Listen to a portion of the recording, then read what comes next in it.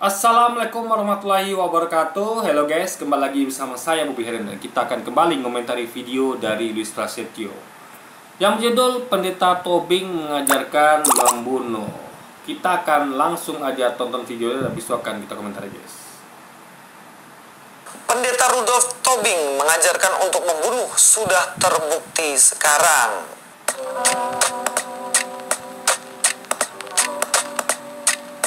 Assalamualaikum, selamat datang kembali di channel ini. Dan hari ini kita akan bahas seorang pendeta yang katanya dia pendeta, dan kemudian pendeta ini didapati dia membunuh orang. Dan ngeri banget, di lift itu dia senyum-senyum, ketawa kayak nggak ada dosa. Dan memang kalau kita lihat ya, track recordnya dalam uploadan videonya itu banyak sekali dia bahas soal firman Tuhan. Tapi kalau kita lihat juga ada video-video nggak jelas yang dia upload. Nah, kemudian apakah benar dia ini seorang pendeta? Atau sebenarnya di framing supaya dia ini jadi seorang pendeta? Ya, kita nggak tahu semua. Tapi dari kesaksian Pak Gilbert sendiri, dia adalah seorang jemaat ya. Yang namanya jemaat ya, dia datang ke gereja, dia digembalakan, dan pendetanya sendiri bukan dia. Nah, inilah guys ya, liciknya Luis begini. Kalau para mualaf ya, yang bahkan ngaku mantan pendeta. Jadi mualaf-mualaf kita guys ya, yang ngaku mantan pendeta, itu nggak diakui dia sebagai pendeta, mantan pendeta gitu. Padahal jelas-jelas mengaku, ya kan? Dan memang mereka bisa menyampaikan ayat-ayat kitab beserta tafsirnya yang mereka pahami. Karena mereka menafsir itu kan tentu tiap orang punya tafsir sendiri. Nah, ada yang menggunakan kayak saya menggunakan pemahaman bahasa Indonesia yang benar. Ada yang kayak Luis dan teman-temannya yang memakai dogma. Ya apapun kata pendeta ya sudah gitu kan. Wah, jadi mereka tidak mengartikan apa arti dari kata per kata dalam ayat kitab itu. Contoh kayak arti kata menggenapi mereka tidak artikan dengan benar. Menggenapi artinya kan menambah sehingga lengkap atau genap. Mereka malah mengartikan sebagai mengganti atau merubah. Nah, itu kan salah besar guys. Jadi kayak gitu ya. Jadi karena sudah memakai dogma, ya mereka tidak jujur lagi mengartikan arti tiap kata per kata itu dalam kalimat di ayat itu guys. Nah, jadi kalau ada mualaf yang ngaku mantan pendeta dan sudah dibuktikan mereka ini dengan argumentasi mereka ya, mereka tahu ayat-ayat Alkitab, mereka bahas itu, malah dia diakuinya sebagai mantan pendeta. Karena nggak ada itu, bukan mantan pendeta gitu kan. Nah, mentang-mentang mereka ini adalah mualaf dan memberitakan kebenaran. Ini framing, Luis ini sengaja memframing ya agar para mualaf ini bukanlah pendeta, biar orang itu kira ini semua penipu semua mualaf ini gitu. Mereka sebenarnya bukan pendeta gitu guys. Itu liciknya dia. Tapi ketika ada kesalahan ya dari pendetanya, ini ya yang pendeta Gilbert ini ya, bukan hanya dia mengaku jemaat. Saya nggak tahu di mana si Gilbert ini pendeta yang membunuh ini mengaku jemaat. Tapi di berita-berita yang saya baca, di banyak berita yang saya baca ya, itu kalau ada ketik itu banyak guys, yang portal media memberitakannya itu dia sendiri mengaku sebagai pendeta, ya kan? Dia mengaku sebagai pendeta muda tepatnya gitu kan. Nah, jadi terlepas dia pendeta atau bukan ya, dan kalau saya yakin memang pendeta muda, tapi tentu nggak dalam waktu lama. Kalau saya nggak salah baca itu cuma sekitar 3 bulan atau 4 bulan gitu guys. Jadi dia tuh menjadi pendeta, sempat jadi pendeta gitu kan. Kita kan jujur nih, kita tuh melihat berita tuh berimbang, nggak kayak Luis hanya mengatakan bahwa dia mengaku cuma jemaat. Padahal kalau berita lengkapnya justru saya nggak baca itu yang dia ngaku sebagai jemaat tuh. Saya baca malah berita-berita itu mengatakan bahwa dia nih pernah jadi pendeta muda. Nah kan selama beberapa bulan. Jadi selama dia jadi pendeta muda itu, dia sempat diberikan kesempatan beberapa kali untuk khotbah, ya kan? Nah, jadi dia sempat beberapa kali khotbah, tapi dia menurut pengakuan dia, ya kan? Dan juga menurut keterangan saksi, dia memang berdasarkan informasi dia memang pernah jadi pendeta muda gitu guys. Nah, jadi kalau pernah jadi pendeta ya pendeta gitu kan dia pernah jadi pendeta. Nah, jadi selama jadi pendeta itu ya dia pendeta gitu kan berarti. Nah, jadi janganlah bermain seperti ini guys, ya kan. Jikalau ada mualaf ya yang memang mantan pendeta, ada tolak mentah-mentah. Karena itu akan apa? Bentar, ada alarm guys. Karena itu akan bukan dia. Tapi itu kita akan itu lihat akan merusak kredibilitas atau menurunkan kredibilitas dari agama dia gitu. Ya mantan pendeta mualaf itu kan suatu hal yang akan menggoncang agama dia, karena orang lihat pendetanya mualaf, ya kan? Pendeta aja yang lebih tahu dari kita mualaf, masa kita jemaat nggak mualaf gitu kan? Nah, jadi dia untuk itu, karena dia tahu ini berbahaya, maka dia berusaha framing mualaf ini sebagai penipu semua gitu kan? Mualaf mantan pendeta ini sebagai penipu semua, sampai dia ulik-ulik itu ya, sampai dia ulik-ulik sampai dia cari-cari itu tentang orang ini gitu yang ngaku mualaf ini, yang ngaku pendeta ini, mantan pendeta ini kan. Jadi dia berusaha memframing dia bukan pendeta, dengan dia sampai rela guys utak-atik mencari informasi tentang mantan pendeta ini, ya kan. Nah, lalu dengan informasi yang minim itu ya, yang seharusnya hanya asumsi, tapi dia malah mengatakan itu fakta, bahwa ini bukan mantan pendeta gitu kan. Mau dia sebegitunya untuk mencari tahu siapa ini orang yang aku pendeta, ya kan. Nah, itu liciknya dia. Tapi giliran kayak pendeta Gilbert Tobing, dia tidak mau, soalnya dia kan mencari. Benar nggak sih ini pendeta? Dia cari harusnya, seperti dia mencari data para mualaf ini yang mantan pendeta, harusnya dia begitu terhadap pendeta Gilbert ini harusnya. Tapi kan itulah terbukti orang-orang ini tidak adil guys. Di saat pihak dia melakukan kejahatan, apalagi pembunuhan ya, dia tidak dia cuman dia menggunakan asumsinya itu sebagai fakta, hanya mengambil pengakuan saja, dan itu pun entah di mana pengakuannya, saya tidak pernah membaca di berita manapun gitu kan pengakuan dia ada cuma seorang jemaat. Nah, dia hanya berdasarkan pengakuan saja langsung dia mengatakan ini bukan pendeta gitu. Luar biasa kan ya, cuma berdasarkan pengakuan dari ini aja, sangka pembunuhnya aja. Padahal apakah seorang pembunuh bisa dipercaya gitu kan? Tapi dia percaya gitu bahwa ini hanya seorang jemaat saja. Dan itu entah di mana saya dengar, saya tidak pernah mendengar membaca berita kalau dia cuma ngaku mantan jemaat, seorang jemaat. Tapi yang saya baca lah dia seorang pendeta muda di satu gereja yang dia sempat melayani beberapa bulan, dan dia sempat diberi kesempatan untuk khotbah. Nah, yang pastinya juga di profilnya dia pendeta muda. Dan saya tahu di mana tuh, di medsosnya itu dia sempat beberapa kali menyampaikan firman Tuhan, ya kan. Meskipun ada beberapa video nggak jelas, saya belum lihat itu ya video nggak jelasnya video apa, tapi saya baca berita memang ada dia menyampaikan firman Tuhan di medsosnya. Tapi itu kan bukti kalau dia tuh tahu tentang firman Tuhan gitu guys. Nah, tapi kan orang-orang gini adalah orang munafik, dia tahu firman Tuhan, tapi dia malah melakukan membunuh gitu kan. Nah, atau bisa jadi kilaf, atau memang dia intinya adalah yang penting dia tahu tentang firman Tuhan, tapi sangat mengecewakan ya, dia malah melakukan hal yang seperti itu. Nah, tapi intinya adalah ini Louis ini terlihat di sini munafiknya terlihat guys ya. Jadi betul-betul dia membela agamanya habis-habisan ya, sampai sebegitunya untuk yang memang dia berusaha agar agamanya ini tidak jatuh kredibilitasnya gitu kan. Ketika ada mantan pendeta mualaf ya, yang itu akan tentu berefek pada turunnya kredibilitas agamanya, karena kok mantan pendetanya mualaf gitu kan. Dia berusaha memframing kalau itu pembohong, penipu, ya kan. Tega dia memfitnah seperti itu guys, hanya berdasarkan data minim, ya kan. Dia rela membuk-buk mencari tahu ini siapa, mencari tahunya bukan siapa ya, bukan mencari tahu ini siapa orangnya gitu kan, benar nggak mantan pendeta, tapi dia berusaha mencari tahu bahwa membuktikan bahwa ini bukan mantan pendeta gitu.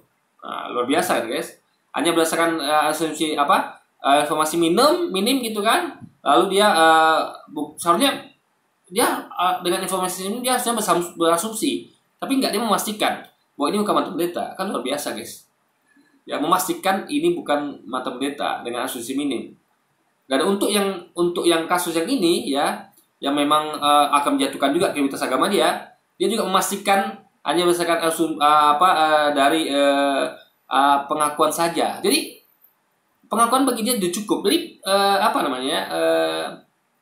pengakuan dari pembunuh ini sudah cukup bagi dia gitu. Jadi betul-betul ya, dia demi agamanya dia hanya butuh informasi minim untuk langsung mengatakan ini bukan mantan pendeta gitu, ya kan? Jadi luar biasa guys Luis ini kan, kita tuh boleh bela agama kita, ya. Tapi kalau saya pribadi ya, bahkan harus, tapi nggak boleh begitu caranya Luis ya. Saya ajarkan nggak boleh begitu caranya. Nah, kita tinggal katakan ya, agama kita tidak mengajarkan itu. Ini adalah keluarga umum. Cukup sudah. Ya kan, cukup. Nah, jangan sampai Anda sampai Anda katakan ini bukan mantan pendeta, ngapain coba, ya kan? Padahal informasi yang beredar adalah beliau memang pernah jadi pendeta gitu. Dan pengakuan beliau sendiri dan di medsos juga seperti itu. Profilnya juga tulis adalah pendeta muda. Jadi kenapa sampai sebegitunya Anda Luis gitu kan? Padahal tinggal katakan bahwa ini adalah perbuatan umum. Kita guys sebagai seorang muslim kita cerdas melihat, ya kan? Kita tidak pernah menyamakan antara perbuatan umum dengan ajaran agamanya. Kita orangnya fair, kita fair. Kita mengatakan semua agama pasti mengajarkan hal-hal baik. Ya, tapi tidak semua agama benar. Jadi harus bedakan antara baik dan benar ya. Baik itu maksudnya adalah ia mengajarkan kebaikan, hal-hal baik, bukan hal-hal yang buruk gitu kan. Tapi agama pasti semuanya salah kecuali agama yang kita imani. Nah, itu poinnya guys. Nah, jadi malah kita anjurkan untuk orang tuh lebih dekat ke agamanya. Ya. Dalam hal bukan dalam rangka untuk kebenaran, tapi untuk kebaikan. Jadi kayak orang Kristen ya, kenapa kalau ini adalah pendeta yang benar ya, harusnya dia tidak melakukan pembunuhan. Berarti dia kurang dekat ke agamanya gitu. Ya kan? Karena tiap agama mengajarkan kebaikan gitu kan. Nah, cuman gini guys, masalah gini ya, yang kita takutkan gini. Kan di Kristen itu kan ada penebusan dosa ya. Ini kalau kita mau jujur ya.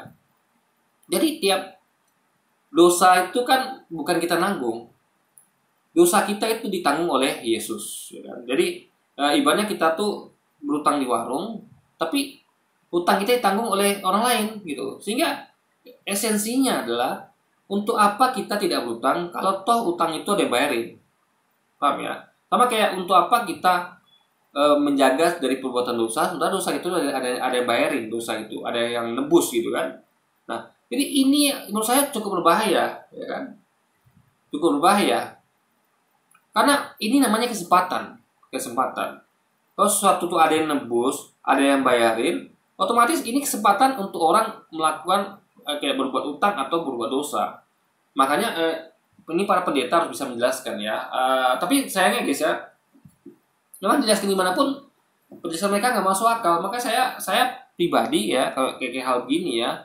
Makanya Islam tuh mengajarkan hal yang logis. Dosa itu Anda yang tanggung sendiri. Ya kan, dosa Adam dia nanggung sendiri, bukan Anda. Jadi tiap orang tahu aja dosa masing-masing, sehingga dia sadar betul ketika dia hendak melakukan dosa, ya nggak ada siapa-siapa yang bisa nebus, dia sendiri yang nebus. Kayak orang berutang ya, nggak ada yang bayar utangnya, nggak ada, dia bayar sendiri. Nah, dengan itu orang akan belajar tanggung jawab. Nah, tapi kalau di mereka kan, karena ada yang nebus ya, logikanya kita pakai logika nih ya. Kalau ada yang nebus, berarti mereka tidak belajar untuk tanggung jawab. Karena tiap melakukan dosa nanti ditebus sama Yesus gitu. Jadi bagaimana mereka belajar tanggung jawab? Kalau kesalahan Anda ditebus orang lain, ya itu Anda tidak akan belajar tanggung jawab. Tapi kalau makanya kayak orang melakukan kejahatan ya, kayak Pendeta Rudolf ini melakukan kejahatan. Di dunia kan yang nebus kan dirinya sendiri. Di dunia ya, yang nebus itu kan dirinya. Oke, di akhirat dia mengakui bahwa dosa itu ditebus oleh Yesus. Berarti dia selamat. Tapi di dunia dia nggak selamat. Karena ketika Pendeta Rudolf ini membunuh orang, ya dia tanggung jawab. Dia masuk penjara, dia dihukum di penjara. Bahkan nanti kalau terbukti pembunuhan berencana, bisa jadi dia diancam hukuman mati. Jadi di dunia dia tidak akan lolos dari perbuatannya, dia tanggung jawab. Tapi anehnya di surga, di akhir nanti dia malah ditebus oleh Yesus gitu dosanya. Di sinilah hal yang tidak logis. Makanya membuat orang tuh banyak yang mualaf seperti itu, guys. Ya. Karena di dunia saja ketika seorang melakukan kejahatan, dia harus tanggung jawab dan nebus dosanya sendiri dengan dihukum, di penjara, bahkan dihukum mati kalau dia membunuh orang. Tapi entah kenapa anehnya di surga tanggung jawabnya itu dilepaskan dibebankan kepada Yesus gitu loh, ditebus oleh Yesus gitu. Maka ini nggak masuk akal. Coba di dunia juga dilakukan seperti itu. Jadi bukan di akhirat saja ya. Coba di dunia itu seorang Kristiani kayak apalagi pendeta kayak Gilbert ini membunuh, lalu dosanya itu ditebus oleh Yesus. Artinya kan dia nggak berdosa lagi karena sudah ditebus Yesus. Berarti dia nggak berdosa lagi. Artinya dia tidak masuk penjara dong. Masuk akal menurut Anda? Jadi itu logikanya guys. Jadi intinya adalah itu ajaran saya nggak masuk akal guys. Makanya heran banyak orang mualaf gitu kan. Tapi yang penting ya di sini poinnya adalah Louis tuh jangan begitu. Jangan mentang-mentang ini adalah menurunkan kredibilitas agama Anda karena dia membunuh ya, dan dia di informasinya sebagai pendeta, lalu dia berusaha memframing kalau ini bukan pendeta gitu ya kan. Nah jadi turun level gitu kan. Jadi kalau ini kan cuma jemaat gitu kan. Coba jemaat sekalipun tetaplah dia seorang Kristen gitu, memberi contoh yang nggak baik. Harusnya lu itu mengkritik ya, dia sudah mengkritik orang ini ya. Soalnya dia ngomong gini ya, Anda ya Pak Rudolf ya, Anda siapapun Anda, mau Anda itu pendeta atau jemaat, Anda harusnya tidak begini. Itu harusnya dia. Jadi dia itu jangan membela, tapi justru dia harus mengingatkan si Rudolf ini gitu kan. Dan juga jemaat atau pendeta Kristen lainnya, jangan lakukan ini karena ini akan merusak citra agama kita gitu loh ya. Memang agama kita tidak mengajar ini, tapi oknum-oknum begini yang akan merusak citra agama kita gitu loh guys ya kan. Setiap oknum, setiap kita ini adalah membawa representasi agama kita. Maka kita sebagai jemaat atau sebagai pendeta itu harus menjaga tingkah laku kita gitu, karena diri kita ini membawa dari label agama kita gitu. Kita nggak bisa lepas dari label itu. Seorang Kristiani atau seorang Muslim itu akan menciptakan agamanya gitu. Makanya seorang Kristiani ya atau seorang Muslim itu hati-hati bertindak agar agamanya tidak diciptakan buruk guys gitu loh. Coba Anda bayangkan ya, kayak pelaku bom bunuh diri itu yang kena agamanya. Padahal agamanya nggak mengajarkan begitu. Nah, bahkan sampai saking orang-orang yang cerdas saking mengatakan ya bahwa agama Islam itu radikal, teroris, intoleran. Padahal ini kan oknumnya gitu loh. Jadi mereka nggak bisa membedakan, gitu kan. Tapi anehnya ketika kejadian ini mereka bisa bedakan ini oknum bukan dari agamanya. Luar biasa guys. Jadi mereka ini bermain lempar batu sembunyi tangan. Ketika umat Islam melakukan itu, mereka langsung mengarahkan ke agamanya. Ya, apalagi yang paling sering melakukan itu temperagi. Ya, agamanya mengajarkan membunuh segala macam gitu kan. Ada yang melakukan oknumnya. Tapi giliran ini ya, nanti saya akan juga bahas video temperagi ya, mungkin besok mungkin. Temperagi juga bahas tentang ini guys, ya kan. Nah, tapi saya yakin temperagi ketika orang dia, apalagi jemaat, apalagi pendeta dari dia pasti akan nanti memframing bahwa Kristen mengajarkan seperti itu. Tapi ketika terjadi pada umat Muslim yang melakukan hal-hal yang dosa, langsung dia memframing agamanya. Islam mengajarkan membunuh segala macam. Kan luar biasa licik ya guys. Ya, kayak gitu yang kita tidak bisa terima gitu kan. Licikan itu yang justru membuat orang tuh makin malas di Kristen. Membuat orang tuh makin banyak mualaf. Kenapa? Karena mereka tahu ini agama munafik. Bukan agamanya ya, penganutnya munafik gitu. Ya, Luis Prasetyo, Tamperagi, munafik. Licik gitu guys ya. Giliran orang dia yang melakukan itu ya, dia tidak mengakuinya kalau itu adalah pendetanya ya, dan diturunkan sekelas jemaat. Karena kalau bukan Kristen kan nggak mungkin dia framing kalau ini bukan Kristen, karena nggak mungkin. Ya minimal dia turunkan pangkatnya dari pendeta di jemaat biar kadar kerusakannya berkurang. Nah ketika ada mualaf ya yang ngaku mantan pendeta dan dia dia cari informasinya itu bukan untuk mencari kebenaran siapa ini orang benar pendeta apa enggak, tapi memang untuk mencari celah ini gimana supaya nih orang terlihat bukan mantan pendeta, ya kan? Ya, jadi sebenarnya itu pun diasumsi masih kan, karena kan datanya kurang kuat, kurang lengkap. Tapi langsung jadikan dia fakta. Ini bukan mantan pendeta, ini pembohong, penipu. Nah, kan luar biasa guys. Jadi hal seperti ini ya, cara-cara ini harus kita hindari ya. Jadi kalau kita alhamdulillah ya, para kaum muslimin tidak melakukan hal itu. Ya, saya tidak pernah melakukan hal itu. Di konten saya nggak pernah. Saya nggak pernah ngulik-ngulik kayak Rudolf ini. Kayak Rudolf ini saya nggak pernah kulik dia pendeta di mana dan mana. Saya hanya baca berita sekilas dan saya tahu kalau dia adalah mengaku pendeta dan dia pernah jadi pendeta muda berapa bulan di salah satu gereja. Nah, saya tidak berusaha mencari tahu, menggulik-gulik, cari apa segala macam, enggak kayak Louis enggak. Jadi saya tidak mau menghubungkan antara perbuatan orang oknum dengan agamanya karena kita fair, kita bisa bedakan, tapi Louis ini tidak. Dia nggak bisa bedakan mana perbuatan orang dengan agamanya. Sebenarnya dia bisa guys, sebenarnya dia bisa. Buktinya dia tidak menyamakan antara perbuatan Rudolf ini pendeta Rudolf dengan agamanya. Tapi itu hanya berlaku, kebiasaannya itu hanya berlaku di agama dia. Tapi menyangkut agama lain dia nggak bisa. Nah, disitulah namanya liciknya di situ guys. Di situ namanya munafik. Khusus untuk agama dia bela habis-habisan. Dia tahu. Bisa memisahkan antara perbuatan oknum dengan ajaran agama. Tapi di agama lain Islam yang memang diserangnya terus-menerus itu dia nggak bisa. Bukan nggak bisa sebenarnya, dia memang sengaja guys, sengaja. Karena dia faktanya kan tahu dia perbedaan antara perbuatan oknum dengan ajaran agama. Tapi untuk menyerang Islam, dia sengaja pura-pura nggak tahu. Karena nggak mungkin dong di Kristen dia tahu bisa bedakan antara perbuatan oknum dengan ajaran agama. Di Islam kenapa dia nggak tahu, kan nggak masuk akal. Harusnya basic dia tahu di Kristen itu akan menjadi basic dia tahu di Islam. Kalau harusnya begitu juga ketika umat Islam melakukan sesuatu yang salah, itu bukan ajaran agamanya. Tapi ini kan dia pura-pura mata, ya kan? Itulah demi akal bulusnya guys untuk menyerang Islam gitu.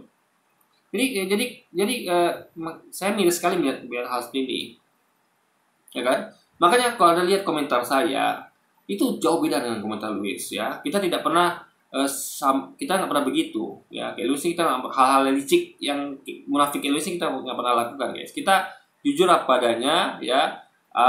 Salah kita katakan salah, benar kita katakan benar. Tapi Louis enggak, ya kan? Dia berusaha dengan segala apapun ya, sampai memfitnah, sampai asumsi pun dijadikan dia fakta gitu. Di situ ya guys ya, absurdnya gitu kan. Mana banyak sekali orang yang kemudian mengatakan, loh itu kan pendeta, kok ngajarin membunuh? Loh dia itu kan orang Kristen, sama kayak Pak Sambo kan. Nah Sambo kan Kristen, Eliezer kan Kristen, Ricky Kristen dan lain-lain. Loh kok bisa dia membunuh, berarti diajarin bunuh dong. Wah, ini sama aja Anda mengatakan bahwa jika ada orang yang seagama dengan Anda, entah itu Kristen, entah itu Islam, entah itu Buddha, di mana mereka melakukan pembunuhan, apakah sudah berarti mereka ini diajarkan oleh agamanya untuk... Nah, katakan itu pada diri Anda, katakan itu pada Tambaragi, tapi kenapa Anda tidak katakan itu pada Tambaragi? Kenapa pada mereka gitu? Apa karena mereka nih ngomongin tentang agama Anda, tapi ketika rekan Anda atau diri Anda ya ngatainnya tentang agama Islam, Anda tidak mengkritik gitu. Tidak Anda nasihatin, itu nasihatin lu tambah lagi. Nasihatin diri Anda, nasihatin yang lain itu yang memframing Islam ya, menyamakan antara ajaran agama dengan kelakuan oknumnya. Nah, di situ tidak adilnya Louis nih guys. Munafik dan liciknya Louis itu seperti itu. Ya. Jadi kalau orang-orang dia berbuat kesalahan, dia tambah lagi kayak pendeta Rudolf, ya kan? Dia tidak akui. Dalam artian dia berusaha tutup mata, gitu kan? Tapi ketika kesalahan itu menimpa pada umat Islam, langsung dia dibahas itu guys, langsung dikulik-kuliknya, langsung dia betul-betul mau dia berusaha keras untuk agar gimana ini bisa jadikan sebuah balas untuk serangan konten gitu guys, konten itu nyerang gitu kan. Nah, di situ absurd guys. Iya kan, enggak kan? Nah, ada komentar seperti ini. Pendeta Rudolf Tobing mengajarkan untuk membunuh sudah terbukti sekarang. Nah, karena si Tobing ini membunuh, kemudian dia katakan agamanya ngajarin bunuh. Ini nggak jelas banget apa yang dibilang. Karena apa? Dia sendiri ketika mengatakan begitu, dia juga sedang menuding dirinya sendiri. Karena di penjara pun banyak sekali orang-orang yang beragama apa? Beragama dengan orang yang komen ini, gitu loh. Jadi nggak bisa itu dijadikan kesimpulan. Karena begini, di dalam Kristen itu tidak pernah diajarkan sama sekali untuk membunuh. Kalian tahu sendiri di dalam hukum Taurat dikatakan bagaimana jangan membunuh. Nah tentunya ini jelas dilarang untuk membunuh. Iya, tapi Luis lupa satu hal, ya kan? Yesus kan datang untuk menggenapi hukum Taurat yang kita pernah Nabi. Nah, betul, mengenapi itu harusnya tidak menghilangkan, ya kan? Atau mengganti. Tapi dia justru anehnya, kalau dia harusnya tahu kata mengenapi itu artinya adalah menambah sehingga lengkap, bukan malah mengganti atau merubah. Tapi anehnya dia malah meyakini bahwa Yesus datang untuk mengganti perjanjian lama dengan perjanjian baru, sehingga perjanjian lama nggak berlaku lagi, termasuk hukum membunuh berarti nggak berlaku lagi, karena yang berlaku adalah perjanjian baru. Paham ya logikanya? Yes, makanya ada perjanjian baru yang menggantikan perjanjian lama. Jadi perjanjian baru yang berlaku sekarang, perjanjian lama nggak berlaku lagi. Berarti yang hukum membunuh nggak berlaku lagi harusnya logikanya kan? Kenapa? Karena sudah ditebus Yesus dosanya. Tapi untuk kepentingan untuk membela agamanya, dia membawa hukum Taurat. Dia menganggap itu masih berlaku. Kan bukannya Yesus datang, Anda katakan Yesus datang untuk menggenapi alias mengganti hukum perjanjian lama dengan perjanjian baru, sehingga perjanjian lama nggak berlaku lagi. Tapi anehnya ya, dia hanya fokuskan pada makan babi saja.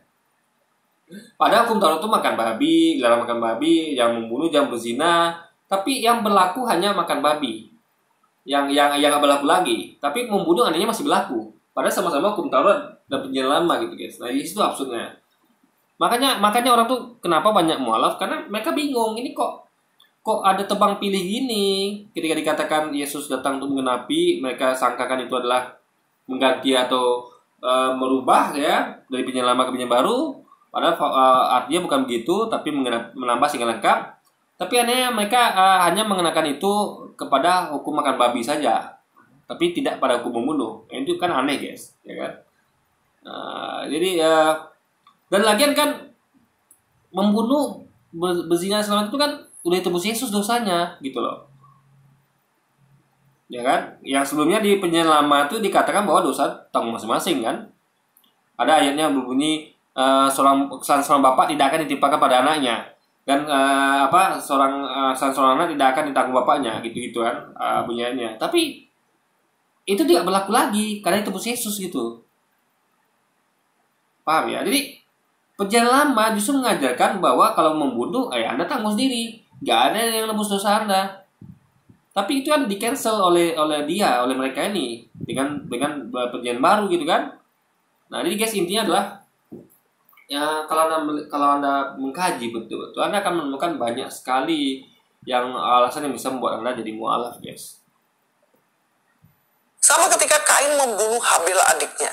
Ketika Kain membunuh Habil adiknya, kemudian darah dari adiknya itu berteriak-teriak minta keadilan secara kiasan ya. Tuhan mendengar itu dan Tuhan menghukum Kain karena dia telah membunuh adiknya. Begitupun juga di dalam Alkitab banyak sekali diulang-ulang disampaikan bahwa membunuh itu jelas sesuatu hal yang keliru. Bahkan ketika Daud berselingkuh dengan Betsheba, Daud yang mempunyai otak. Ya, tapi kenapa kalian katakan perjanjian lama nggak berlaku lagi? Padahal perjanjian lama itu ada juga hukum membunuh di dalamnya, gitu loh. Makanya guys, mereka ini nggak konsisten, gitu kan? Membingungkan, ya kan? Ya intinya adalah ketika hal ini dia pakai perjanjian lama, lihat tuh perjanjian lama, ya kan? Dia diadakan untuk jangan membunuh. Tapi kasus-kasus kayak makan babi haram itu juga ada perjanjian lama. Tiba-tiba mereka mengatakan itu nggak berlaku lagi. Yesus datang untuk menggenapi hukum Taurat dengan para nabi. Artinya itu sudah nggak berlaku lagi, diganti perjanjian lama. Jadi mereka pakai ayat tidak yang najis itu adalah bukan yang keluar dari mulutmu, bukan yang pakai makan, tapi keluar dari mulutmu. Nah, ini kan absurd, guys. Kok ada tebang pilih seperti ini gitu loh. Ya kan. Nah, jadi guys ya, di sinilah terlihat kebingungan di mereka. Dan yang kita pun bingung lihatnya, makanya heran kenapa banyak mualaf kan. Karena mereka bingung lihat metode mereka ini kok seperti itu gitu kan. Kok ada yang ini kok nggak berlaku lagi penyelama. Tapi yang penyelama ini masih berlaku gitu loh, guys. Itu kan agak aneh gitu metodologinya, guys. Pembunuhan atas yang namanya Uria. Uria ditaruh di paling depan, kemudian suruh berperang. Ya, tahu sendiri kalau orang ditaruh paling depan, kira-kira dia paling lambat mati atau paling cepat mati? Ya jelas dia paling cepat mati kan. Nah, otak pembunuhan yang dimiliki oleh Daud ini itu akhirnya dihukum oleh Tuhan. Bahkan hukumannya ngeri banget, nggak tanggung-tanggung. Bagaimana darah tidak akan pernah lepas dari keturunannya. Dan masih banyak lagi hal lain yang Penyelama mengatakan bahwa seorang bapak tidak akan menanggung dosa anaknya, dan anak juga sebenarnya tidak akan menanggung dosa bapaknya. Tapi di sini ya, malah dikatakan dia bahwa keturunan Daud akan mewarisi dosa bapaknya. Sama-sama di penyelama, ya kan? Tapi dia kenapa yang penyelama mengatakan bahwa seorang bapak tidak akan menanggung dosa anaknya dan seorang anak tidak akan menanggung dosa bapaknya, lalu dia katakan bahwa keturunan Daud semuanya menanggung dosa Daud. Nah, jadi nggak konsisten, guys, ya kan? Jadi mana yang benar, Luis, ya? Ayat yang mengatakan sama-sama penyelama itu ya, bukan ayat yang justru yang mengatakan bahwa seorang bapak tidak akan menanggung dosa anaknya dan seorang anak tidak akan menanggung dosa bapaknya, itu ada penyelama. Apa nggak berlaku lagi, ya kan? Malah diganti Luis dengan tadi bahwa Daud semuanya itu keturunannya itu akan menanggung dosa dia. Mana yang betul, coba? Ya kan? Sama kayak kok babi makan babi yang ada penyelama dikatakan nggak berlaku lagi, diganti sama ayat perjanjian baru. Tapi kayak hukum membunuh, berzina masih berlaku. Jadi gimana coba, guys? Coba terangkan pada saya metodologinya gimana. Ini jelas akan membuat orang banyak mualaf kalau bicaranya gitu kan, membingungkan, guys. Ada ketidakkonsistenan gitu kan, dan kontradiksi antara satu dalil dengan dalil lainnya gitu. Ada tebang pilih di situ ya, guys. Menjadi hukuman dari Tuhan atas pembunuhan yang dilakukan oleh Daud. Gak hanya perselingkuhan. Selingkuhannya jelas itu juga memiliki hukuman konsekuensi atas itu. Jadi apakah dalam Kristen diajarkan untuk membunuh? Ya jelas enggak. Kalau bayangkan ya, seorang nabi itu manusia pilihan bisa melakukan dosa selingkuh, dosa membunuh. Menurut Anda masuk akal nggak? Menurut saya maka saya kurang yakin dengan kisah-kisah di Alkitab ya. Karena di situ dikisahkan bahkan Nabi pun melakukan hal yang buruk seperti itu, berzina, membunuh gitu kan. Karena lagi kita mengatakan, guys, nggak mungkin Tuhan salah pilih orang gitu kan. Nabi itu kan manusia pilihan Tuhan. Karena Nabi itu, guys, akan ngasih contoh bagi umatnya. Jadi gini loh, Nabi itu jabatan di atas presiden, di atas ustadz, ulama, pendeta harusnya kan. Dia adalah orang nomor satu pilihan Tuhan untuk menyampaikan agamanya. Nah, kalau ulama, ustadz, pendeta, presiden, gubernur, wali kota, guru, aja harus berakhlak mulia, masa Nabi kalah akhlaknya coba? Masuk akal nggak kira-kira? Guru saja, gubernur, wali kota, pejabat, ulama, ustadz, bahkan sesama umat aja, semacam aja itu ditiru, ada peluang ditiru perbuatannya. Ini Nabi, guys, yang orang nomor satu jadi contoh.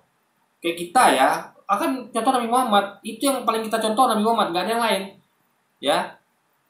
Jadi dia nomor satu kita contoh. Kalau ada nyontoh umat muslim lain, ya, itu tidak seberapa kalau Anda mencontoh Nabi. Nabi adalah nomor satu yang harus kita contoh. Gitu, guys. Tapi ketika Nabi itu melakukan hal-hal buruk, itu kan menjadi contoh buruk juga harusnya. Makanya saya kurang tidak percaya kalau Nabi itu melakukan hal-hal buruk. Nah, tapi sayangnya di Alkitab dituliskan seperti itu. Nah, makanya saya lebih yakin dengan statement Quran bahwa kitab-kitab dan ajaran Nabi sebelumnya sudah diubah tangan manusia. Karena Tuhan nggak mungkin salah pilih Nabi, gitu kan? Karena Nabi akan mencontohkan ajaran Tuhannya kepada umatnya. Yesus mengatakan jika engkau tampar pipi kananmu, berikan pipi kirimu. Benar gak? Jadi hanya orang yang kurang pengetahuan aja yang mengatakan bahwa ya ini juga ajaran tampar pipi kanan kasih pipi kiri juga kurang logis ya. Bahkan logis sama sekali. Kenapa? Karena kemarin terbukti ketika Luis bahas atau apalagi ada nggak yang mana ya? Mereka bahas tentang kejadian di SMA Tandun. Tapalagi apa Luis tuh? Saya komentar gimana guys? Yang kejadian katanya ada guru yang mengatai binatang dan berseru dengan murid Kristen di SMK Tandun. Itu mereka kan artinya kan ditampar pipi mereka gitu. Harusnya kan mereka kasih pipi kiri. Dengan cara apa? Membiarkan saja itu guru otomotif di SMK Tandun untuk menyerang dengan verbal lah kan. Kan itu kan mengatai binatang itu kan verbal, sangat verbal dengan kata-kata, dengan lisan. Ya sudah mereka membiarkan saja. Ketika anggap itu sama kayak ditampar pipi kanan, langsung mereka kasih pipi kiri, alias mereka biarkan saja. Bahkan mereka kasih kesempatan untuk guru otomotif untuk menyerang lagi mereka secara verbal. Itu kalau hukum kasih ya, kalau mereka praktikkan benar. Tapi memang karena hukum itu memang kalau nggak mau dibilang sangat berat sekali dilaksanakan atau bahkan mustahil, faktanya mereka rame-rame setuju dan mengatakan berpendapat bahwa ini dan sudah melakukan untuk melaporkan ke polisi. Artinya mereka melakukan serangan balik, counter attack, yang bahkan lebih buruk daripada cuma sekedar ngatai. Kalau misalnya ada orang ngatai Anda, ya, lalu Anda lapor polisi sehingga dia bisa masuk penjara, itu kan lebih buruk daripada Anda cuma kata-kata. Paham ya? Soalnya kan Anda balas dengan kata-kata, baru seimbang, fair. Anda dikata-katai, ya Anda kata-kata balik. Itu baru equal, seimbang, adil. Anda dipukul, ya Anda pukul balik dengan kadar yang sama dengan orang itu pukul. Tapi kalau orang mengatai ya, lalu ada jebloskan dia ke penjara, itu kan nggak adil, guys. Coba. Nah, jadi ini justru mereka, jadi dalilnya menjadi bukan tampar pipi kanan kasih pipi kiri, tapi jika ditampar pipi kananmu,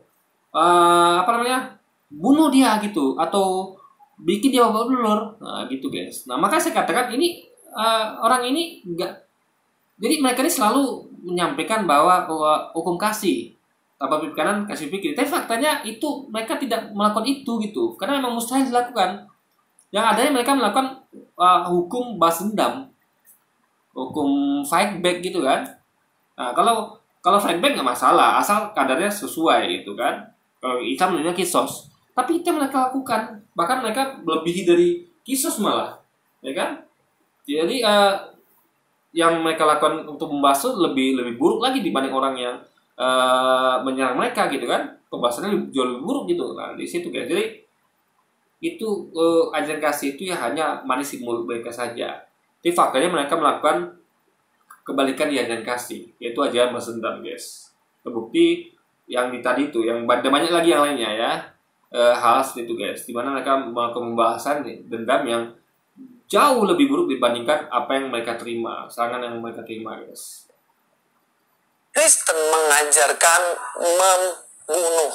Kalian tahu sendiri, ketika Yesus disiksa, dia mau disalibkan, di situ pun ada kesempatan sebenarnya Yesus untuk membalas balik. Bahkan waktu itu Petrus sudah memotong telinga salah seorang anak buah dari imam itu. Dan kalau Yesus memang mau membunuh dia, bunuh aja kan. Nggak usah disembuhin tuh telinganya. Tapi faktanya apa? Yesus mengambil telinga itu, tempelin di... Nah, ini mau saya terangkan. Yesus nggak ada kesempatan untuk membalas balik, nggak ada kesempatan. Nah, ini saya terangkan ya, kenapa. Jadi gini.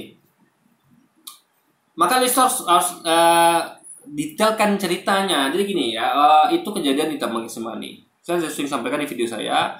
Yesus itu kan lari sembunyi di Taman Getsemani, di tengah malam yang gelap ya, di tengah hutan Getsemani yang lebat. Itu jelas waktunya untuk bersembunyi. Nah, bukan cuma sembunyi, Yesus menyuruh murid-muridnya untuk jaga-jaga di depan pintu gerbang. Dan dia cukup sampai situ ya. Yesus menyuruh muridnya untuk menjual jubah dan membeli pedang. Dan itu dilakukan oleh muridnya. Mereka punya 2 pedang. Yesus katakan cukup. Nah, kenapa Yesus katakan cukup 2 pedang ya? Itu artinya Yesus mau melakukan counter attack, melakukan perlawanan. Karena kalau melawan dengan tangan kosong, ya kan lebih baik dengan memakai pedang. Nah, jadi itu untuk perlawanan. Nah, Yesus salah prediksi. dia ngira orang-orang ini bisa dilawan dengan 2 pedang gitu kan. Nah, jadi ternyata dia salah prediksi. Orang-orang ini datang rupanya bukan sedikit tapi banyak, ya. Jadi mereka kalah jumlah dan kalah persenjataan karena mereka ini membawa juga pentungan dan pedang juga yang jumlah lebih banyak. Yesus sadar ini mati konyol kita nih kalau kita fight back gitu kan. Makanya demi keselamatan murid-muridnya cukup dia saja yang dibawa, ya kan. Jadi lebih baik 1 orang korban dibandingkan 3 orang korban gitu kan. Nah, dia akhirnya menyuruh murid-muridnya untuk membuang pedangnya gitu kan. Tapi sayangnya seorang murid sudah sempat nebas telinga dari orang yang hendak menangkap mereka ini. Sudah sempat melebas telinganya dan putus. Nah, kenapa Yesus sembuhkan ya? Bukan Yesus itu tidak mau melawan balik, bukan. Bukan artinya bukan tidak sanggup melawan balik, bukannya dia tuh sanggup melawan balik gitu, ya kan? Tapi dia nggak mau karena dia terbukti rapi telinga. Enggak, dia tahu dia nggak sanggup melawan balik. Nah, makanya dia sembuhkan telinganya agar apa? Agar orangnya nggak tambah marah. Agar orang ini memaafkan dari muridnya yang nebas telinga itu, paham ya? Agar dimaafkan muridnya nih, jadi cukup dia aja korbannya, paham ya? Karena gini, kalau dia punya kemampuan itu, ya, kenapa dari awal dia menyuruh muridnya beli pedang? Ingat loh, yang nyuruh muridnya beli pedang itu dia, bukan inisiatif muridnya. Dan muridnya tahu kenapa Yesus nyuruh beli pedang, mungkin untuk memotong apel, maka mereka gunakan untuk menebas telinga yang nangkap tuh hingga putus, ya kan? Jadi yang nyuruh beli pedang itu Yesus. Berarti Yesus bermaksud memang untuk mengadakan perlawanan balik, ya. Tapi dia ternyata memang bukan Tuhan, karena dia nggak tahu kalau yang datang tuh melebihi dari kekuatan yang dia perkirakan. Jumlah pedang lebih banyak, jumlah orang lebih banyak. Akhirnya, ya dia tentu tidak mau semuanya kena korban, cukup dia saja. Tapi sayangnya muridnya sempat menebaskan pedang itu yang dia tahu memang itu digunakan untuk melawan balik. Dan sampai telinga seorang itu putus. Nah, cuman untuk hindari korban lebih banyak, biar orang ini memaafkan muridnya, ya Yesus sembuhkan, gitu kan. Nah, jadi jelas Yesus tidak mampu melawan balik, tidak mampu dia, ya, karena memang pertama dia bukan Tuhan, karena terbukti dia salah prediksi.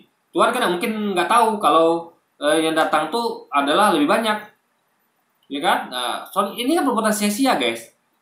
Karena jumlah pedangnya nggak mencukupi yang datang gitu. Yang datang dengan pedang lebih banyak dan jumlah lebih banyak. Artinya ini kan perbuatan sia-sia. Tapi itulah karena dia manusia. Dia nggak tahu yang datang tuh lebih banyak daripada jumlah pedang dia gitu kan. Nah, itu poinnya, guys. Jadi bukan berarti dia mampu melawan balik, enggak, dia nggak mampu, guys. Ya, jangan kan melawan balik. Mampu melawan balik. Prediksi dia nggak mampu. Prediksi yang datang aja berapa kota musuh dia nggak mampu, guys.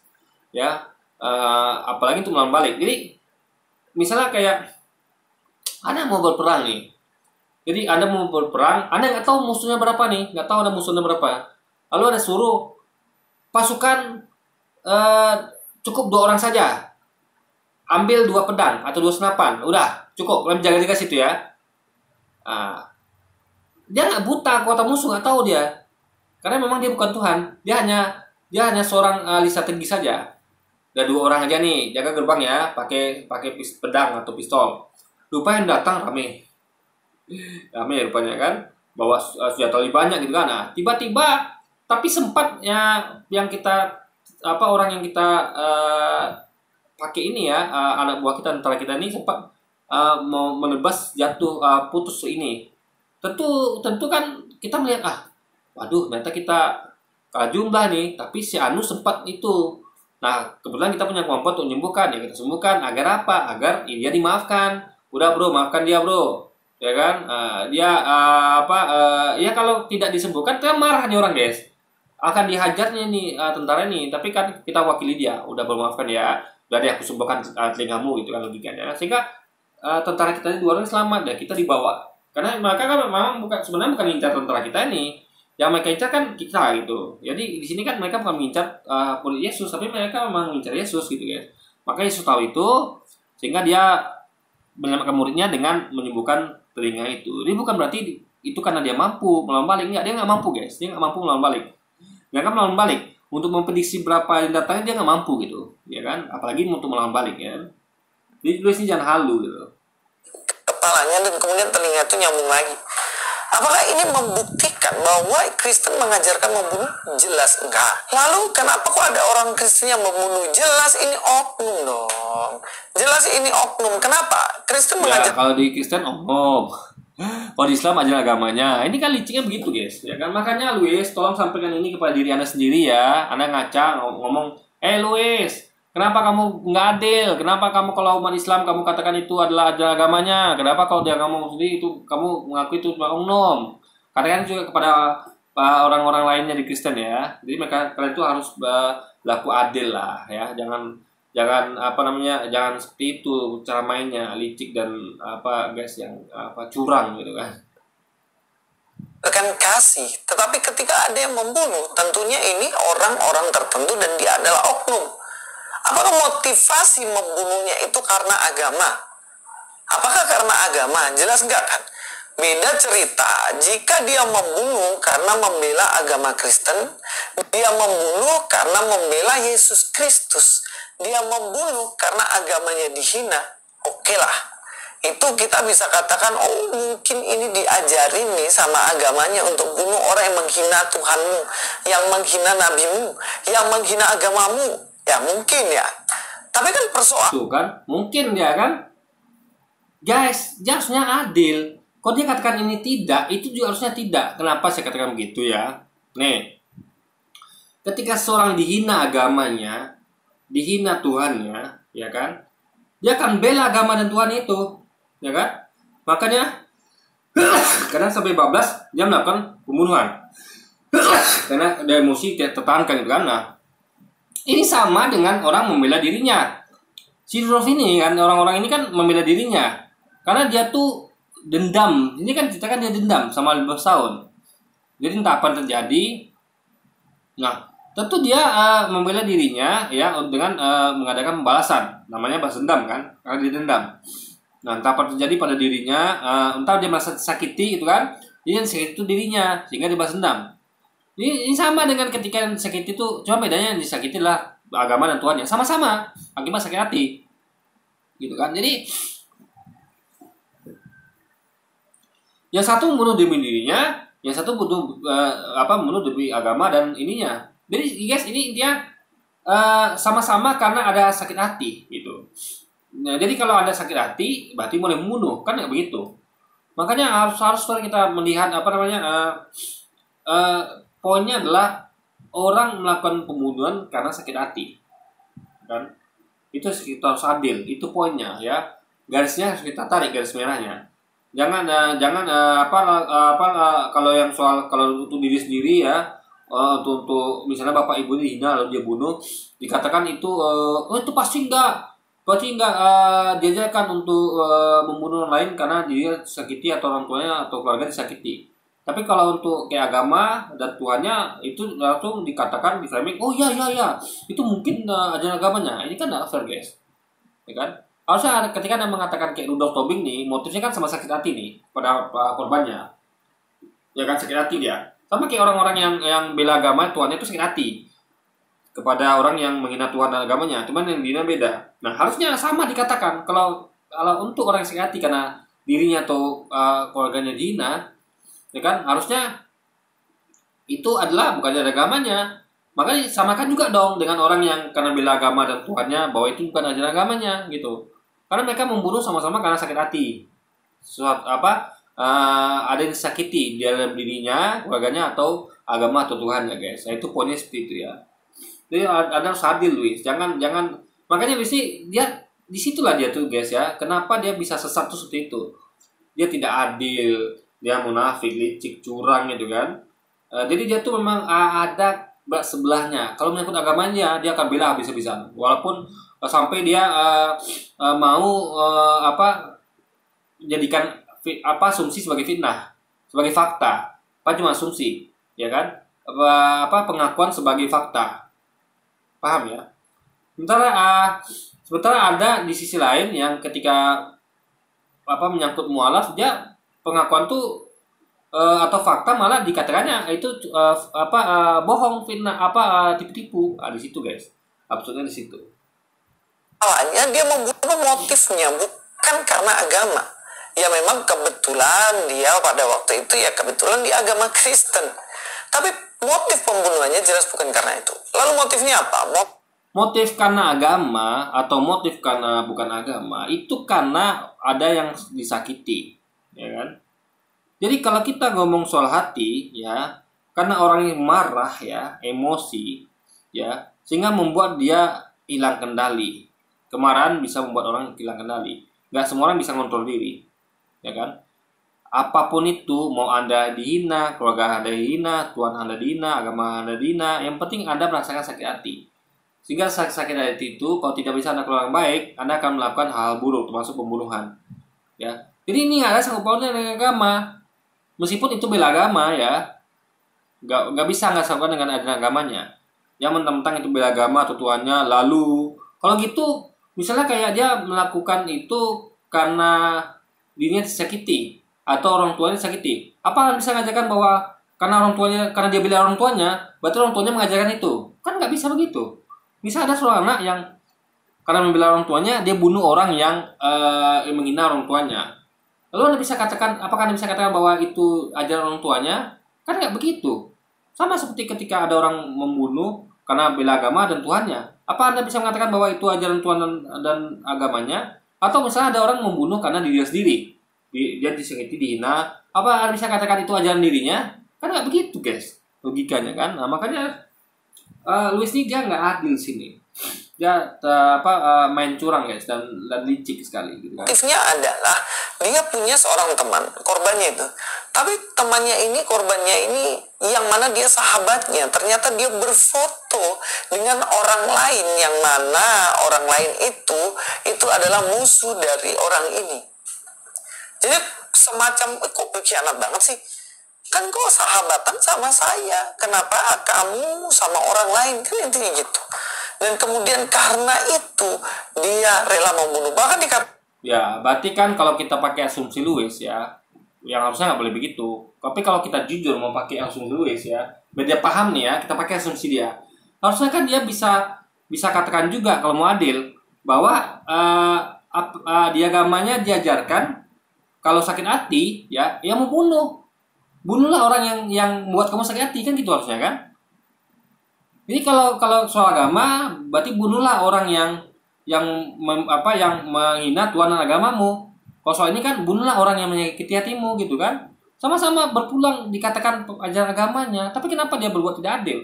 Yang ini dikatakan bukannya agamanya, tapi yang tadi yang karena bela Tuhan dan agama dikatakan ini mungkin ajaran agamanya. Ini kan nampak nggak fairnya di situ, guys, nggak adilnya. Di situ kenapa dia sesat? Karena dia sering berlaku tidak adil. Maka dia membela agamanya sampai buta mata dan hatinya, guys, untuk membela agamanya. Yang salah pun dibenarkan dia. Ya kan? Sementara untuk agama lain yang benar disalahkan dia.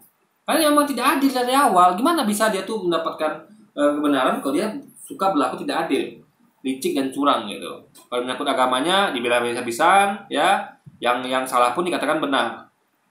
Yang sedangkan di agama orang yang memang diserangnya, yang memang target itu serangnya, yang benar dikatakannya salah. Gimana coba mau keluar dari kesalahan ini gitu, guys? Kalau gitu metodologi berpikirnya kan. Bahkan masih ada 2 target lainnya yang dia incar bahkan untuk bunuh. Tapi syukurnya polisi sudah menangkap dia. Jadi tidak ada motif agama dalam pembunuhan ini. Begitupun juga Pak Sambo.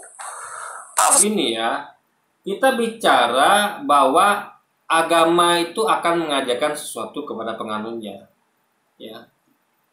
Jadi Anda nggak bisa katakan ini bukan motif agama atau bukan motif agama. Kenapa? Karena setiap yang kita lakukan itu, ya, akan selalu dihubungkan orang dengan agama yang kita anut. Orang akan selalu mempertanyakan, apakah ini diajarkan di agamamu? Kalau dalam kasus ini berarti apakah diajarkan di agamamu? Kalau kamu sakit hati, ya, melihat orang itu, lalu kamu boleh bunuhnya, gitu. Atau kalau kasus yang katanya motif agama, apakah kalau Tuhanmu dihina, agamamu dihina, apakah kamu boleh bunuh orang itu? Kan ini kan 2 hal yang meskipun berbeda, tapi kan ada benang merahnya, guys. Jadi sama-sama kalau begini, berarti kamu boleh bunuh orang itu, gitu kan?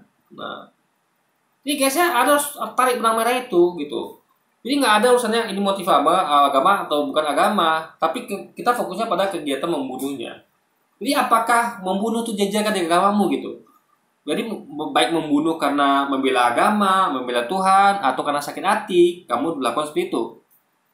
Itu poinnya situ harus kita fair gitu melihat. Apakah membunuh itu diajarkan di agamamu, ya? Apapun itu, membunuh karena bela Tuhan, bela agama, atau bela diri sendiri. Bukan bela diri lebih tepatnya, karena kita harus membela diri sendiri. Tapi tentu jangan sampai membunuh kalau nggak sengaja gitu kan. Nah, tapi karena sakit hati, apakah itu yang diajarkan agamamu gitu. Jadi semua perbuatan membunuh ini yang perbuatan membunuh yang kita fokuskan guys gitu. Ya kan, bukan karena dia bela Tuhan atau agamanya atau dia bela kalau dia sakit hati, enggak ya. Tapi membunuhnya nih, karena dosanya kita membunuh gitu. Ini membunuh demi apapun itu salah. Membunuh demi agama, demi Tuhan, membunuh demi sakit hati itu salah. Jadi fokus pada salahnya ya, bukan fokus pada subbidangnya. Jadi itu kan membuat Anda tuh jadi buyar fokusnya guys. Jelas-jelas kita tuh prihatin pada kejadian membunuhnya. Tapi Anda itu tadi masih sebenarnya framing kalau bela agama dan Tuhan itu salah. Tapi kalau untuk sakit hati benar gitu kan. Nah, ini kan luar biasa guys. Soalnya sama-sama salah. Baik Anda membunuh karena ada sakit hati maupun Anda membunuh karena bela agama Tuhan, itu sama-sama salah. Gitu harusnya kan. Harus adil dan fair dan berimbang harusnya guys di sini. Tapi dia tidak melakukan itu gitu kan. Sambo dalam pembunuhannya tidak ada sedikit pun motifnya karena motif agama. Jadi nggak usah digoreng isu ini, kemudian dikatakan bahwa ini adalah ajaran Kristen membunuh orang lain. Itu isu yang digoreng. Karena mereka melihat ya, kalau pakai asumsi mereka ya, asumsi Lewis ini ya, mereka kan membunuh, tentu mereka membunuh ini kan apapun asal membunuhnya, itu tentu mereka mendapatkan pengetahuan dari sesuatu itu, tentu yang dari diri mereka. Ini entah agama mereka, entah orang tua mereka, entah lingkungan mereka, kan begitu kan harusnya kan? Misalnya gini deh, misalnya ada orang membunuh karena ada Tuhan dan agama dihina. Kan bisa juga dia misalnya dapat pengaruh dari lingkungannya. Lingkungannya itu ya memang lingkungan yang keras ya. Agama nggak ajarkan seperti itu, tapi lingkungannya mengatakan, bro, kalau agamamu dihina dan Tuhanmu dihina, masa mau diam aja?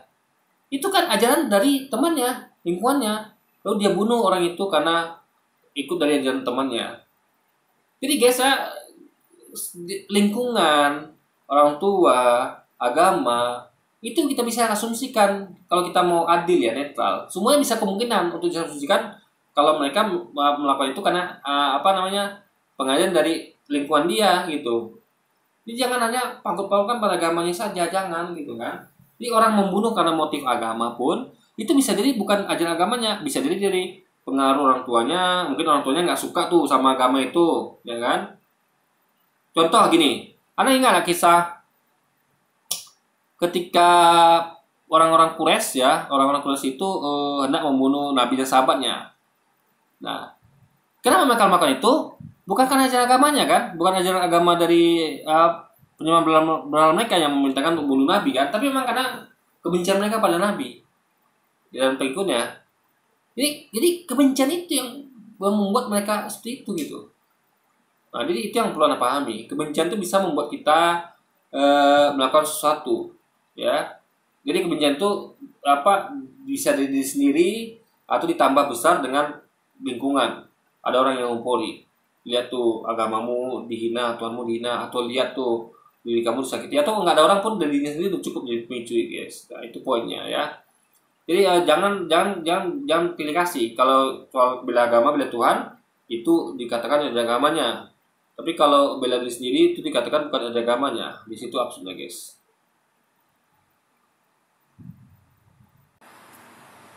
Dan ada. Kalau misalnya ada ya, contohnya dibunuh orang itu karena orang ini menghina Yesus Kristus yang adalah Tuhan, kemudian dipukulin, dibunuh. Ya oke lah, itu ada isu kaitannya dengan agama. Contohnya waktu itu ada di Prancis, di mana dia gurunya itu difitnah sama anak ini. Katanya dia menghina. Dan ternyata faktanya setelah diselidiki nggak ada penghinaan, tapi udah terlanjur dia dibunuh sama orang yang mana tersinggung karena itu. Nah, tapi ini kasus dari orang ini. Itu jangan juga salahkan agamanya, makanya harus berimbang. Karena kasus begitu, ya, seperti saya katakan berkali-kali ya, itu juga bisa pengaruh lingkungan. Lingkungan itu, lingkungannya misalnya udah terbiasa. Oh, tradisi mereka adalah kalau ada orang menghina agama kita, Tuhan kita, atau bahkan ibu kita, keluarga kita, bahkan diri kita, itu dia harus dibunuh atau harus diserang. Gitu guys, jadi tinggal dicari ini dari mana asalnya. Kan orang logis ngomong seperti itu. Jadi kayak polisi, misalnya mengetahui motif dari misal gini deh, kalau polisi cerdas ya, ini kita lihat polisi cerdas ya, jangan kayak Louis ya. Misal saya polisi, atau saya jaksa, atau saya intel, atau apa itu ya, yang menyelidiki suatu kasus pembunuhan. Nah, ketika ada orang membunuh, saya tahu nih motifnya adalah misalnya ada beberapa pembunuhan motif berbeda. Ada yang karena membunuh karena tuannya dihina, ada yang membunuh karena agama dihina, ada yang membunuh karena dirinya dihina, ada yang membunuh karena keluarga dihina, ada istri dihina. Nah, yang saya lakukan adalah bukan langsung tanpa menyelidiki langsung mengatakan, oh berarti kalau tuannya dihina berarti ini ajaran agamanya, oh berarti kalau agama dihina berarti ajaran agamanya, kalau membunuh karena dirinya dihina berarti dari ajaran dirinya, kalau membunuh karena orang tua dihina berarti ajaran orang tuanya. Kalau anak istrinya dibunuh berarti kalau membunuh karena menghina anak istrinya berarti ajaran anak istrinya. Karena begitu guys. Itu bukan polisi atau intel yang pendidik yang cerdas begitu. Tapi untuk menggali motif ya, bukan menggali motif, itu motif ya. Maksudnya menggali ini dari mana sumbernya dapat gitu. Ya dia harus diteliti. Ya, ditanyakan langsung ke polisi. Kamu dapat ajaran ini dari mana gitu. Nanti kan ketahuan tuh, oh saya dapat dari Quran atau dari Alkitab. Oh saya teman saya nih ngatain pada saya, kalau kamu mau dihina agamamu atau kalau kamu mau dihina keluargamu, saya dapat pemicu di situ. Atau saya tidak dapat pemicu di mana-mana, bukan dari Quran atau Alkitab, bukan dari orang lain, tapi dari saya sendiri. Karena memang orangnya nggak suka aja agama atau Tuhan saya dihina, atau yang saya nggak suka aja kalau keluarga saya dihina. Kan begitu guys, sebenarnya guys, logikanya kan. Jadi untuk mengetahui sumber dari mana orang ini motifnya seperti itu kan harus diteliti lagi, dikaji lagi. Bukan langsung kalau dia membunuh karena bela agama dan tuannya berarti itu ajaran agamanya. Kalau dia membunuh karena dihina orang tuanya berarti ajaran tuannya, kan begitu caranya guys. Nah, makanya lu harus belajar ya metodologi bagaimana kita mengetahui dari mana sumber ajaran orang ini melakukan motif seperti itu, gitu guys. Jadi semua itu perlu penyelidikan, nggak langsung tunjuk-tunjuk begitu kan. Ini tidak ada sama sekali motif dan bersinggungan sedikit pun dengan agama. Cuman kebetulan karena Kristen digoreng dibilang tuh kan diajarin di Kristen. Nah. Ya justru karena orang logis akan mengatakan asalnya itu karena Kristen itulah gitu loh. Bukan saya mengatakan bahwa agama Kristen yang membunuh ya, tapi orang akan menghubung ke situ. Berarti karena dia seorang Kristen, ada kemungkinan itu agamanya mengajarkan. Tapi jangan berhenti di situ. Ada kemungkinan itu memang pemicu diri sendiri. Memang dia itu nggak suka aja kalau dia dihina. Atau mungkin ada dari temannya, pengaruh temannya atau lingkungannya. Nah, penyidik yang pintar akan melidiki semua sisi itu. Bukan kayak Louis yang langsung ini ajaran agamanya, enggak. Kan makanya harus belajarlah Louis dari cerdas gitu kan. Kalau gini caranya Louis nggak bisa jadi penyidik gini, kacau. Kalau Louis jadi penyidik ya, itu banyak orang akan dizolimi sama dia guys, karena metodologi seperti itu. Dia mengklasifikasikan berdasarkan apa yang dibela. Kalau dia membela orang tuanya karena dihina lalu dibunuh orang itu, berarti itu ajaran tuanya. Kan nggak begitu caranya guys, logikanya. Ini masalah. Jadi kita sebagai orang yang berpendidikan harusnya kita bisa memilah-milah dan menganalisa. Ya, faktanya dia nggak memilah, nggak menganalisa gitu kan. Bisa-bisanya dia ngaitkan kalau membunuh karena bela Tuhan agama itu berarti ajaran agamanya lebih bisa, mungkin ajaran agamanya. Tapi di saat sisi dia membunuh karena bela dirinya, sakit hati karena dirinya perlakuan seperti itu, dia mengatakan itu bukan ajaran agamanya. Kan ini kan absurd guys. Ya kan, jadi Harusnya kan diteliti dulu, ini dari mana sumbernya gitu. Jangan langsung mengatakan begitu, ambil kesimpulan begitu gitu harusnya kan. Bagaimana, bener gak sih kalau ini saya kaitin dengan agama, ini saya kaitin dengan bukan agama dan lain. Nah, kalau orang yang asal ngomong, ya tentunya dengan gampangnya ngomong, itu diajarin dalam Kristen. Sekali lagi saya tegaskan, di Kristen tidak diajarkan. Ya, tolong katakan itu pada diri Anda dan juga pada teman-teman Anda, terutama si Tamparagi ya. Dan nanti saya akan komentar ini Tamparagi, mungkin besok ya. Videonya juga sama kayak Luis. Ya, dia pasti framing itu diajarkan di agama saya, itu bukan pendeta. Tapi giliran umat Islam yang melakukannya langsung kata itu ajaran Islam gitu kan. Nah, di situ guys, absurdnya di situ mereka ini kan. Untuk membunuh, justru harus mengasihi seseorang yang membenci kita, harus mengasihi seseorang yang membuat kita susah. Bahkan dikatakan jika seterumu lapar, kalau musuhmu lapar nih, kasih dia makan, beliin nasi goreng, datang ke rumahnya, nih ada nasi goreng di musuhku. Kalau dia haus lagi panas-panas, belikan es jeruk, beri dia minum, ini musuhku, kasih kau minum supaya kamu nggak kehausan. Jadi sesimpel itu. Nah, jangan. Ya, yang sesimpel itu sih. Tapi praktiknya nggak pernah mereka lakuin. Coba, yang bukan musuh aja mereka melakukan seperti itu. Coba, para mualaf mantan pendeta itu kan bukan musuh mereka. Tapi mereka melakukan seperti itu. Mereka tega memfitnahnya. Harusnya kan itu pakai nama siapa ustaz kita, ustaz somad lain itu kan seharusnya mereka datangi. Pak Ustadz, Pak mantan pendeta, Pak mualaf, ini nasi goreng untuk Anda. Ada nggak mereka ke situ? Enggak. Ya ada mereka keluar di medsos, di YouTube. Itu tukang tipu, itu pembohong. Apa nih coba guys? Coba. Jadi sesimpel itu pun nggak bisa mereka laksanakan. Ngomongnya simpel, tapi faktanya kayak ajaran kasih. Jika ditampar pipi kananmu, kasih pipi kiri. Simpel prakteknya, harusnya ketika Anda ditampar, Anda kasih pipi kiri Anda. Sesimpel itu pengakuan mereka. Tapi faktanya mereka tidak melakukan, nggak mampu melakukan itu walaupun cuma simpel. Mereka malah balas dendam guys, ya orang ini dilaporin ke polisi, ya kan, dituntut untuk penjara. Ini kan absurd guys. Jadi faktanya adalah jargon-jargon itu ya, ajaran kasih, yang kasih musuhmu kasih nasi goreng, itu hanya hiasan manis di bibir saja. Praktiknya nol besar ya, malah praktiknya kebalikannya. Ya, yang nggak anggap mereka, yang harusnya mereka anggap musuhnya, mereka melakukan seperti itu, apalagi musuh-musuhnya, ya kan. Nah, makanya sebenarnya sih kalau mereka mau konsisten ya, mereka ikut ajaran mereka, jangan cuma jadi jargon saja, tapi praktekkan. Biar kita respect sama mereka guys. Ini kita nggak ada respect sama sekali loh. Ya, bagus aja namanya, bagus, menurut saya bagus, meskipun mustahil dilakukan, bagus ya. Tapi tetap nggak logis gitu, ya. Nah, tapi walaupun pengakuan mereka simple, tapi tidak mampu mereka laksanakan ya. Kenapa? Jadi sebenarnya bukan simple gitu. Simple tuh cuma jangan-jangan saja. Oh simple ya. Padahal kalau kita kaji nih nggak simple loh. Ini berat loh, berat beneran. Digampar pikiran kasih pikir kiri. Karena terbukti tidak ada mampu melakukannya. Mereka bukannya memberi pipi kiri, malah lapor polisi guys. Malah minta orang ini di penjara gitu kan. Apa cuma dihina saja gitu. Bukan dihina sih, lebih tepatnya ya mereka anggap itu hinaan. Tapi sampai segitunya pembahasannya gitu kan.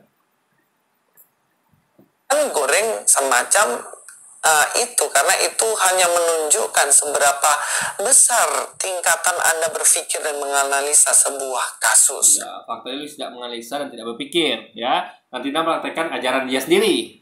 Jadi hanya manis di lisannya saja, tapi praktiknya nol besar, bahkan bertolak belakang. Nah, satu lagi yang mau saya sampaikan ya. Kalau Anda, Luis ya, bawa nasi goreng kepada musuh Anda, ya, nggak juga sesimpel itu. Coba. Musuhnya musuh bagaimana dulu? Kalau musuhnya berbahaya, yang mana kalau seandainya Anda bertemu dia akan langsung menyerang Anda. Apapun Anda lakukan, baik Anda lakukan, ya Anda harus hindari. Jangan Anda datangi malah. Lalu kasih nasi goreng, bukan. Contoh, kayak ketika Nabi Muhammad mau dibunuh, ya, mau dibunuh. Ini Muhammad tuh lari harusnya, dan dia melakukan itu. Ketika mau dibunuh, dia lari. Bahkan dia bersembunyi di gua, dan Allah tolong Nabi dengan laba-laba buat sarang di mulut gua, sehingga para pengejarnya, pembunuhnya tuh nggak menyangka kalau Nabi di dalam, karena mereka melihat sarang laba-laba yang si baru, nggak mungkin ada orang di dalam, karena Nabi di dalam. Nah, coba kalau Nabi datang keluar, hai pembunuhku, hai orang kafir Quraisy, ini nasi goreng untukmu, ya habis Nabi dibunuh. konyol akhirnya kan. Nah makanya nggak bisa juga dikatakan itu simple. Kalau ada musuhmu antara nasi goreng, gimana coba guys logikanya? Ya, kecuali kalau musuh yang nggak berbahaya, musuh yang masih dalam kayak misalnya musuh tuh masih bisa negosiasi, musuh yang kalau jumpa Anda tuh tidak langsung menyerang tanpa alasan, itu bisa kita antar nasi goreng antar ini. Tapi kalau musuh yang mau membunuh Anda, mau menyakiti Anda, mau mencederai Anda antar nasi goreng, ya harusnya Anda kan menghindar, dia malah nampakkan diri, padahal kebaikan Anda itu tidak akan pengaruh bagi dia gitu. Nah makanya harus ditengok juga kapan waktu ngantar nasi goreng dan apa itu gitu. Dan lagian itu cuman jargon saja. Faktanya Luis tidak akan mampu melakukannya. Karena terbukti dari semua komentarnya saja dia nggak mampu. Komentarnya dia sudah menyerang, udah fight back, udah balas dendam. Apalagi perbuatan gitu kan. Kalau dikasih kecepatan untuk berbuat, dia pasti akan melakukan lebih lagi. Karena untuk mengontrol lisannya saja dia nggak mampu, ya kan. Nah apalagi perbuatan. Oke, jadi mungkin sekian dulu aja video kita kali ini guys. Sampai jumpa lagi di video selanjutnya. Dan wassalamualaikum warahmatullahi wabarakatuh guys.